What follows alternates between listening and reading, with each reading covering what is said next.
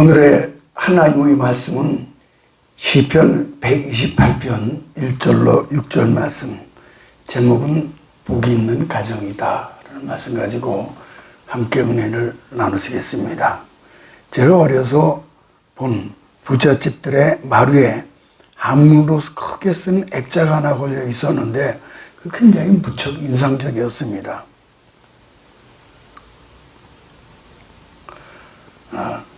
그게 무슨 뜻인가 하니 가화만사성이죠. 집안이 화목하면 모든 일이 잘 된다, 그런 뜻이죠. 이 말이 성경에도 나오는데 그 진리가 고스란히 들어있는 말씀이 오늘 본문 시편 128편입니다.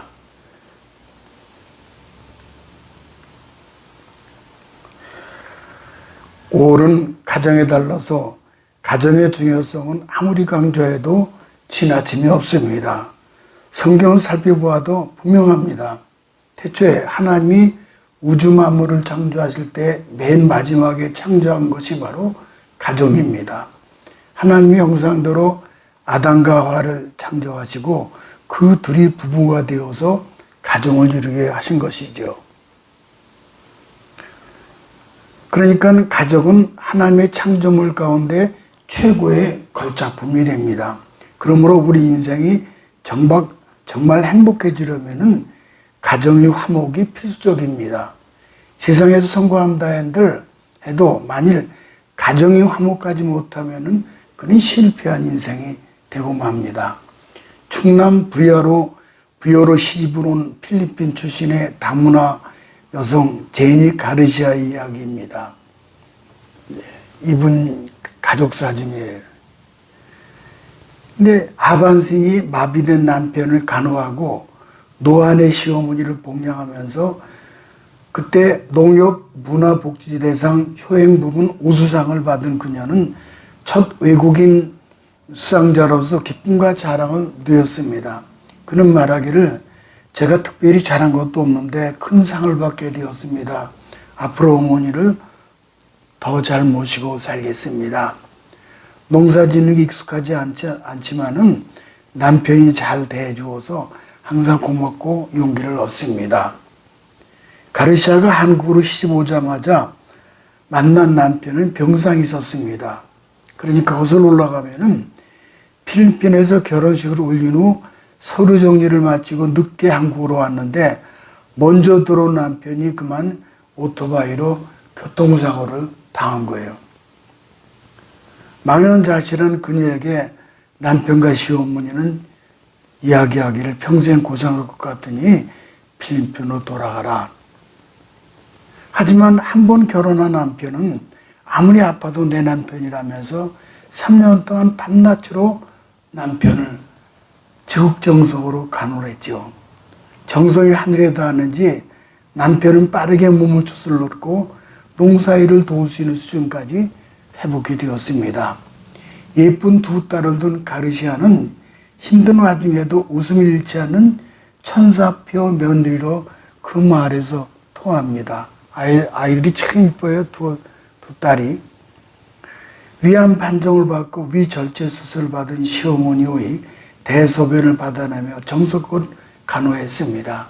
사랑하는 남편을 낳아주신 시어머니를 잘 모시는 것은 당연한 도리다. 그렇게 말하면서 그 시어머니를 엄마하고 그렇게 따르더랍니다. 암담하고 신등 상황에서도 자기 역할을 다하는 그녀를 보고 마을 사람들은 크게 감동을 했습니다. 그녀는 마치 성경의 룻과 같은 아름다운 모습입니다. 외국이지만은 아내와 며느리로서 얼마나 귀한 모습입니까? 하나님께서도 아담을 보시니 부족해 보였어요. 아담을 잠들게 하시고 갈빗대 하나를 취해서 하를 만들어 주었죠. 그랬더니 그제서야 아담은 매우 행복해했고 하나님께서도 매우 흡족해 하셨다라고 성경은 말씀하고 있습니다. 아담이 얼마나 기뻤는지 창세기 2장 23절을 보면 이랬어요. 이는 내 뼈 중에 뼈요 살 중에 살이라. 그런 고백. 하나님께서 인간을 위하여 가장 처음 만들어주신 것이 바로 행복한 가정이지요.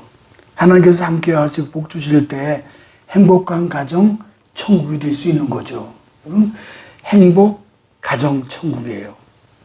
작은 믿음은 천국 가는 거지만은 큰 믿음은 천국을 이 땅에서도 누리는 거죠. 행복한 부부가 만났을 때 가정 천국을 이루게 되죠. 그러면은 복 있는 가정의 세 가지 조건을 보면은 첫 번째 하나님을 경외함입니다. 1, 2절을 가볼까요? 여호와를 경외하며 그의 길을 걷는 자마다 복이 있도다. 4절에 보면은 여호와를 경외하는 자는 이같이 복을 얻으리라. 그리스도인들은 가정에서 하나님을 예배하고 섬기는 것이 영육 간의 복을 받는 아주 지름길 비결이 됩니다. 가정 안에서 하나님과의 관계를 맺을 때 경외하는 태도를 보여야 한다는 거죠. 이렇게 될 때 그 가정이 그리스도인다운 가정이 될 수 있는 거죠. 하나님을 경외한다는 것은 무엇을 말하는 것입니까? 경외라는 말은 원문을 보면은 이래라는 말을 쓰는데, 그는 이제 경외라는 말은 이 한 말은 한마디로 두려워한다 그 뜻이에요. 경외한다, 두려워한다. 그런데 그 두려움이 공포스러운 대상에 대한 반응이 아니라 인격적으로 존경하는 대상을 높이는 마음을 말합니다. 그래서 이 말은 예배와 연관해서 사용이 되는 거예요. 예배, 워십이라고 그러죠. 그리고 경건이라는 말과 함께 사용되는 구약시대의 성경을 필사하는 서기관에 대한 깊은 신앙을 발견하죠. 이제 서기관을 볼까요? 서기관, 하나님을 경외하는 뜻이 무엇인가 의미하는지 그 서기관들 통해서 감동을 받는데, 구약시대는 아직 인쇄술이 발명되기 전이었죠. 그래서 성경을 전부 손으로 필사를 했습니다. 이 일이 서기관이 맡아서 했죠. 서기관들이 성경을 쓸 때 반드시 지켰던 원칙이 있었습니다. 성경을 필사하다가 여호와라는 단어가 나오면은 몸을 씻고 와서 그리고 새로운 붓으로 시작을 하죠. 일종의 정결 예식을 거행한 뒤에 쓴 거죠. 그리고 쓰던 필기구를 새 것으로 바꾸었고, 쓰던 붓이나 펜을 계속 쓰지 못하고 새 것으로 바꾼 뒤에 쓴 것입니다. 마지막 만일 여호와라는 글을 쓰다가 잘못 쓰면은 처음부터 다시 썼고, 또 여호와라는 단어가 구약에 6823번이 나오는데 어떤 곳은 한 절에 2번이 나올 때가 있습니다. 그럴 때마다 이 원칙을 다 지킨 거예요. 바로 이런 자세가 경외함입니다. 하나님 앞에 예를 다하고 최선을 다해 하나님 높이는 거죠. 그러면 가정에서 하나님 경외한다는 것은 구체적으로 무엇을 말하는 것입니까? 창세기 12장 7절로 8절을 가볼까요? 여호와께서 아브라함에게 나타나 이르시되 이 땅을 네 자손에게 주리라 하신지라. 자기에게 나타나신 여호와께 그가 그곳에서 제단을 쌓고 거기서 베델 동쪽 산으로 옮겨 장막을 친 서쪽은 베델이요 동쪽은 아이라. 그가 그곳에서 여호와께 제단을 쌓고 여호와 이름을 부르더니. 그러니까 아브라함은 이르는 곳마다 여호와의 이름을 부르며 제단을 쌓았다. 즉 예배를 드렸다는 겁니다. 아브라함이 하나님 명령을 따라 가족을 이끌고 가나안 땅으로 와서 처음 세겜이라는 곳에 머물렀을 때 그곳에서 가족들과 함께 예배 제사를 드렸던 거죠. 그리고 그곳에서 베델 동쪽 산으로 옮겼을 때도 그때도 옮긴 이후에 또 예배 드린 거죠. 바로 이겁니다. 가정에서 하나님 예배하는 것, 그리고 가정에서 하나님께 기도하는 것, 이것이 하나님의 경외의 실제입니다. 안타까운 것은 오늘 그리스도인들이 가정에서 하나님을 경외하고 실천하고 있지 않다는 거예요. 가정 예배가 무너지고 가족들이 함께 연합하여 기도하는 자리가 사라지고 있다는 사실입니다. 그래서 그리스도인들의 가정이 무늬만 그리스도인 가정이지 내용은 세상 사람들의 가정과 다를 바가 없게 된다는 거예요. 아마 식사기도는 다 할 겁니다. 그런데 이제는 식사기도도 중요하지만 혼자서 개인적으로 골방 기도하던 두 은혜가 서로 마주보면서 찬송 한 장 드리고 시편 한 장을 읽고 그리고 기도하고 그렇게 할 때 하나님이 이 복을 128편의 복을 다 주시는 거죠. 2절에 보니까는 내가 내 손이 수고한 대로 먹을 것이라 내가 복되고 형통하리로다 그랬어요. 형통하리로다. 여기 형통하리다라는 말은 원어로 순탄하다. 하나님 복 주시는 가정은 수고한 열매를 먹음으로 복을 누린다는 겁니다. 힘쓰고 애써도 결실을 얻지 못하는 자와 달리 청당한 대가를 받습니다. 진정한 복은 땀의 대가를 얻는 데서부터 시작되지요. 수고한 대로 모은 것은 하나님이 돌보신다는 뜻이 있습니다. 그렇지 않으면 요즘 말로 말하면 한 방에 날아가 버려요. 건강이 날아가든지 큰 재앙이 닥치든지. 하나님 복은 영적인 것에 국한된 것이 아니라 땀 흘리고 수고하는 현장에서 실제로 임재합니다. 하나님의 경외하는 가정은 수고한 대로 거두도록 하나님이 보호 역사해 주십니다.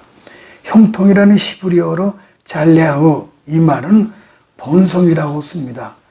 프로스퍼. 영어는 이제 히브리어는 잘레아흐, 그 다음에 영어는 성공적, successful이라고 그러죠. 성공적. 성경은 요셉은 어려서부터 색동저울을 입은 꿈장이로 통하였죠. 요셉은 꿈장이, 색동저울의 옷을 입고 그랬죠. 그래서 이제 라헬을 통해서 태어난 아들이 요셉하고 베냐민이라고 태어났잖아요. 근데 요셉이 꿈을 꾸면은 꿈장인데 어느 날 꿈을 꿔보니까는 12볕단이 자기에게 절하더라. 11볕단이 자기에게 절하더라는 거예요. 그리고 해와 달이 별들이 자기에게 절하는 거예요. 그런 꿈을 꾸는 거예요. 요셉은 고난까지도 하나님의 뜻을 인정하더니 애굽에 팔려간 후에 애굽의 총리가 됩니다. 물론 고통 많았었죠. 총리가 돼요. 그리고 자신과 부모 형제의 나라를 기근에서 구하는 그런 모습을 볼 수 있죠. 유명한 불란서의 농민과 화가였던 밀레가 그린 만정, 제가 참 좋아하는 그림입니다. 이런 그림이죠. 원래 $70밖에 되지 않는 물감과 종이로 들여서 그린 것인데 나중에 어떤 미국인이 $12만 5천 사가지고 갔습니다. 얼마 후에 불란서 사람들이 이 명화를 다시 본국으로 찾아와야겠다는 생각에 $15만 주고 사다가 르브 미술관에 걸어놓았습니다. 밀레의 만정은 어느 젊은 부부가 하루 종일 땀 흘려 일하다가 멀리 예배당의 종소리가 들려올 때 괭이와 바구니를 내려놓고 두 손을 모으고 함께 기도드리는 모습을 그린 거죠. 이 명화 속에 세 가지 신성함이 있죠. 첫째는 가정의 신성함. 둘째는 노동의 신성함. 셋째는 종교의 신성함이죠. 저 멀리 보이는 교회당서에서 아마 저녁 종소리가 땡그랑땡그랑 공감각적으로 이제 들리는 거죠. 시각적, 청각적으로. 두 번째는 부부의 도움과 자녀의 축복이지요. 첫째는 결실한 포도나무지요. 3절을 가볼까요? 네 집 안방에 있는 내 아내는 결실한 포도나무 같으며. 포도나무. 여기서 포도나무는 기쁨을 상징합니다. 여호와를 경외하는 남자의 아내가 결실한 포도나무 같다는 거예요. 결실한 포도나무란 우선 부부의 사랑을 뜻하죠. 그 다음 아내가 자녀를 많이 낳아 잘 기르는 것, 그리고 살림살이를 잘함으로 가정이 번창해야 되는 것을 뜻합니다. 근데 중요한 점이 있어요. 포도나무는 넝쿨식물입니다. 넝쿨식물이에요, 포도나무는. 그래서 무엇인가 의지할 것이 있어야 자라고 열매를 맺죠. 그래서 포도나무를 재배할 때는 지지대를 세웁니다. 그래서 세워서 넝쿨의 지지대를 의지해서 쭉쭉 자라가고 그렇게 해서 멀리 열매를 맺게 되는 거죠. 그러니까 결실을 한 아내라는 말은 남편의 도움이 전제라는 거죠. 아내 혼자서 결실할 수 없기 때문이죠. 남편이 경제적으로 책임져야 되고 자식을 양육하는 것을 함께하고 가정일도 적극적으로 돕는 것을 말합니다. 창세기 2장 18절을 가볼까요? 여호와 하나님이 이르시되 사람이 혼자 사는 것이 좋지 아니하니 내가 그를 위하여 돕는 배필을 지으리라 하시니라. 돕는 배필. 이 말씀은 하나님께서 아담을 돕는 배필로 하와를 지으셨다는 것입니다. 다시 말씀드리면은 아내에게 남편을 돕는 사명을 주신 거예요. 이렇게 볼 때 부부관계는 서로 돕는 관계라는 것을 알 수 있습니다. 남편이 아내를 열심히 도와서 풍성한 결실을 맺게 합니다. 그리고 아내는 남편을 도와서 하나님께 맡겨진 일을 잘 하도록 곁에서 도와줘야 합니다. 한 심리학자가 우리나라 미혼 여성들이 배우자에 대해서 가지고 있는 생각을 분석한 글을 썼습니다. 우리나라 미혼 여성들은 크게 두 가지 종류의 꿈을 꾼다고 합니다. 하나는 신데렐라의 꿈이에요. 바로 백마를 탄 왕자니 번쩍거린 유리구두를 들고 와서 자기를 찾아와 줄 것을 기대한다는 꿈이에요. 한마디로 성공한 남자와 결혼하는 꿈이죠. 다른 하나는 평강공주의 꿈이 있습니다. 현재의 남자가 보잘것없지만은 자기가 내조를 잘해서 그 남자를 성공하게 만들어 보겠다는 꿈입니다. 사실 이 두 꿈은 다른 것 같지만은 내용을 살펴보면은 같은 꿈이죠. 성공한 남자나 아니면은 성공할 남자냐의 차이죠. 성공할 남자냐, 할 남자냐. 서로를 통해서 자기의 소망과 바람은 이루어보려는 점에서 같은 거죠. 또 이제 이번에 미혼 남자들 생각해 볼까요? 미혼 남자들 역시 두 가지 꿈을 꾸는데 하나는 미스 코리아의 꿈이라는 거예요. 제가 공부할 때 보니까 어느 노총각이 있었는데 그 노총각이 자기는 미스 코리아 아니 저기 마릴린 먼로 아니면은 결혼 안 한다. 아마 그 사람 아직도 결혼 못했을 거예요. 미스 코리아. 그 다음에 또 다른 하나가 뭐냐면은 하나는 복부인의 꿈을 꾼다는 거예요. 미스 코리아 아니면은 차라리 복부인을 꾼다는 거예요. 아내가 이쁘든지 아니면은 돈을 잘 벌어오든지 이런 꿈을 꾼다는 거예요. 이런 미혼 여자나 미혼 남자들이 꾸는 꿈들은 역시 한 가지 점에서 공통점을 가지고 있죠. 바로 남자는 여자의 도움을 받겠다는 것이고 여자는 남자의 도움을 받겠다는 거예요. 바로 여기에서 온 세상 사람들의 남녀가 가지고 있는 가치관, 인생관, 세계관, 그런 견학 문제의 핵심이죠. 상대방으로 하여금 나를 돕는 배필이 되기를 바라야 되는데 예배 성경은 나로 하여금 상대방을 돕는 배필이더라고 그렇게 말씀해 주고 있죠. 돕는 배필. 이제 우리가 생각을 바꿔야 하겠습니다. 내가 돕는 배필이 되겠다고 마음 먹어야 합니다. 남편과 아내는 내가 어떻게 상대를 도울 수 있을까 생각하며 살아야 할 것입니다. 그럴 때 시편 128편의 신앙의 과정이 이루어집니다.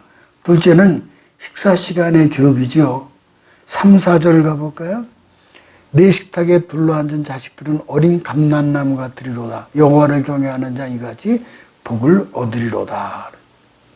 유대인들은 식사 시간을 중요하게 생각하는 민족으로 알려져 있습니다. 아무리 바쁜 삶을 살더라도 안식이 시작되는 금요일 저녁은 항상 가족과 함께 식탁을 대합니다. 식탁에 둘러앉은 자녀들은 유대의 전통과 예절을 배웁니다. 그리고 부모들은 자녀가 잘못해도 식사 자리에서 혼내는 법이 절대로 없고 꾸질 일이 있으면 식사 이후로 미룹니다. 식탁에서 나누는 가족 간의 대화를 소중하게 생각하기 때문입니다. 식탁이 얼마나 중요한지를 유대인들이 식탁을 엘터라고 부릅니다. 근데 엘터는 예배를 드릴 때 사용하는 제단을 얘기하는 거예요. 식탁을 단순히 밥 먹는 자리로 생각하는 것이 아니라 하나님께 예배하는 심정이라는 거예요. 식사하면서 삶의 이야기를 나누죠. 문제를 나누고 감사를 느끼며 가족 간의 사랑과 우애를 알게 하죠. 그리고 부모는 자녀들을 축복하죠. 부모가 식탁에 둘러앉아 함께 밥을 먹고 있는 자녀들을 볼 때 어린 감람나무 같다. 성경 그랬잖아요. 감람나무, 즉 올리브나무는 외양이 무척 아름답습니다. 위용이 대단하죠. 척박한 이스라엘 땅에 이 올리브 나무는 특히 두드러집니다.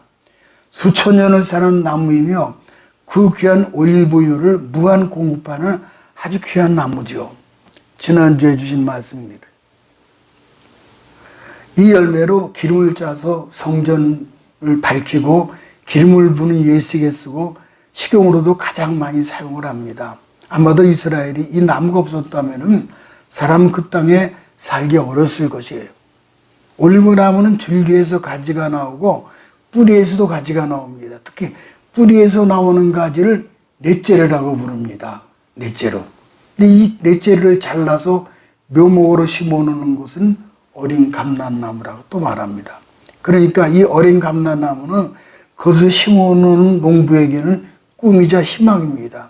후일에 이 나무들이 자라서 소중하게 쓰임받게 될 꿈이고 이 나무들 때문에 돈을 벌 희망이고 그래서 이 감람나무를 축복하면서 가꿉니다.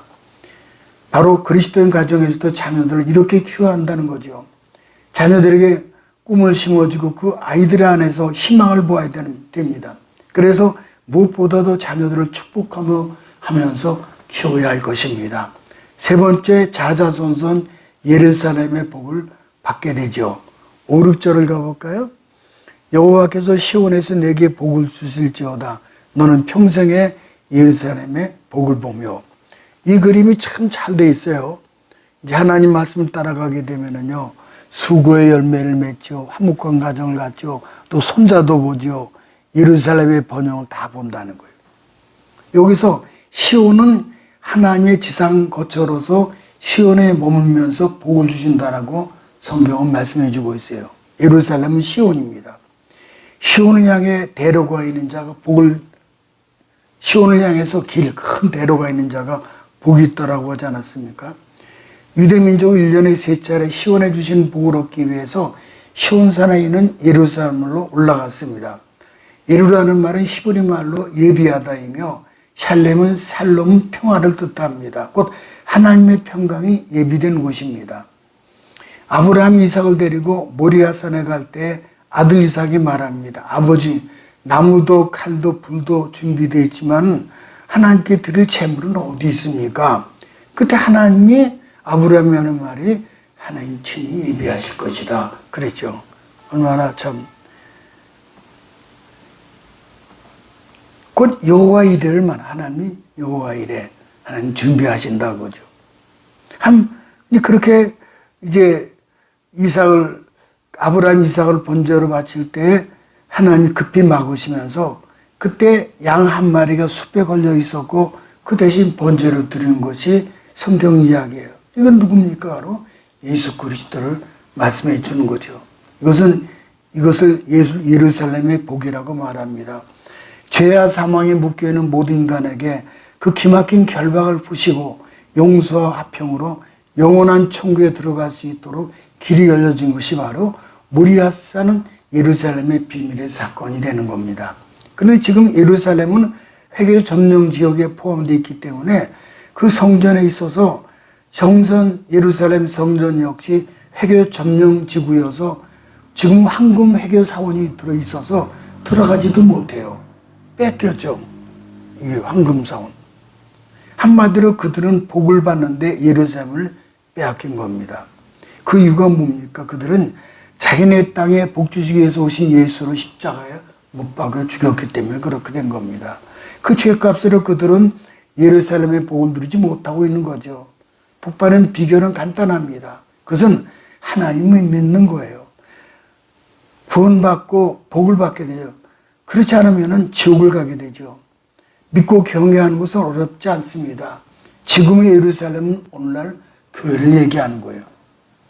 교회에서 예배드리면서 나는 죄입니다. 나는 예수 믿습니다. 나는 믿고 구원받았습니다라고 고백을 하는 거죠. 6절에 보니까는 내 자식의 자식을 볼지어다. 이스라엘에게 평강이 있을지어다. 이 말씀은 두 가지를 내포하고 있죠. 부모의 장수로서 자식의 자식을 본다는 것은 손자를 본다는 뜻이에요. 우선 손자를 보려면은 60세, 70세를 살아야 손자를 보여요. 우리 아버님은 가슴 아프게도 52세 천국에 가셨고 손자를 못 봤죠. 우리 형님도 54세 손자를 못 봤어요. 어린 자식만 다 놔두고요. 그러니까 손자를 본다는 것은 60세나 70세를 살아야 된다는 거예요. 조선시대 우리나라 평균 수명이 얼마인지 아십니까? 참 놀랬죠. 놀라지 마세요. 조선시대 평균 나이 수명이 35세예요. 아유 세상에. 도대체 어떻게 된 거예요? 35세. 35세면 죽었어요. 해방 직후에는 45세, 1960년대는 50세. 지금 80이 넘어서 100세 시대가 오고 있잖아요. 아파트 단지에서 노인정을 둘 만들기 운동을 하고 있다 그래요. 75세 이하를 청노인이라 하고 75세를 넘어서야 비로소 노인이라는 거예요. 75세 이하 동생들에게 자꾸만 신분을 시켜가지고 큰 노인정 가기 싫으니 노인정 2개를 만들어 달라는 거예요. 지금 전 세계 젊은이와 노인들에게 나이가 없어요. 이제는 30대에 대통령 되고 총리가 되는가 하면은 93세에 총리가 되는 세상이에요. 프랑스 대통령 마크롱은 45세 아닙니까? 또 미국의 바이든은 81세예요. 81세인데 또 재선을 또 내다본다네요. 어느 아버지가 5남매를 두었습니다. 5남매를 두었는데 다 대학을 졸업시키고 결혼시켰죠. 고생하던 아버지가 어느 날 자식 사이 며느리들을 다 불러 모았습니다. 자식들이 무슨 유언을 남기시려나 궁금해서 모였습니다. 아버지가 말씀하시기를 너희들을 키우고 공부시키느라 빚을 많이 졌다. 빚이 들어서 지금은 한 7억쯤 된다. 내가 건강이 좋지 않고 능력도 없으니 너희들이 얼마씩 갚아줘야겠다. 여기 이 종이에 얼마씩 갚겠다라는 금액을 적어라. 아버지가 재산이 얼마 정도인 줄 알았는데 자식들은 대단히 실망했죠. 이제 아버지가 별 볼 일 없게 되었습니다. 그래 형제들이 서로 얼굴만 쳐다보고 난처한 얼굴을 하고 있었죠. 제일 잘 사는 큰아들이 마지못해 1,000만 원거리 적었어요. 그러니까 모두 형제들이 1,000만 원씩 내리 적었습니다. 근데 제일 못 사는 막내 아들이 5천만 원을 적었어요. 그러니까 그 형들은 누님들은 다 눈이 휘둥그레졌죠. 수개월에 아버지가 다시 자식들을 불렀습니다. 내가 죽고 나면 얼마 되지 않지만 유산 때문에 너희들이 싸울까봐 미리 나눠주기로 했다. 지난번 너희들이 적어준 금액의 10배를 주겠다. 이것으로 너희들에게 돌아갈 유산은 끝이다. 그 순간 적게 쓴 자식들의 얼굴이 창백해졌지요. 이 아이가 무엇이 먼저인가 하는 메시지를 줍니다. 오늘 세상에 매사를 돈으로 계산하려는 풍조가 있잖아요. 그래서 문제들이 발생하는 거죠. 돈보다 형제가 훨씬 더 소중하죠. 유산보다 부모가 훨씬 더 소중하잖아요. 왜냐하면 가정은 하나님 주신 작은 공동체이기 때문에 오늘 본문은 그것을 우리에게 가르치고 있습니다. 평강은 샬롬인데 영혼의 평안과 육신의 건강을 의미하죠. 본시의 바탕에 인간의 불안이 깔려 있죠. 그러니 주권자 되시는 여호와를 경외하면 불안의 그림자가 가고 평강이 채워짐을 느낄 수가 있습니다. 이제 가정의 달 부모님께 효도하는 기독교인의 방법 효도 10계명을 마지막으로 살펴보겠습니다. 효도 10계명. 첫째는 부모님과 많은 대화를 나누라. 멀리 있으면은 자주 전화를 올려라. 자식과 대화를 하는 것을 가장 즐거워하신다는 거예요. 두 번째는 부모님께 소일거리를 드리라. 효도라는 부모님을 뒷방 구석에 가만히 모셔놓는 것이 아니라 일할 수 있는 것을 준비해 드리는 거예요. 세 번째, 부모님께 운동과 취미를 가질 수 있도록 하라는 거죠. 운동과 취미를 가지도록. 예를 들면 화초 가꾸기 등 또 여행의 기회를 드리라는 거예요. 노인은 새로운 분위기와 경험을 즐기시죠. 5번째, 부모님을 이해하려고 노력하라. 연세가 드시면 기억력도 쇠약해지고 마음도 소심해지고 잔소리는 늘게 되죠.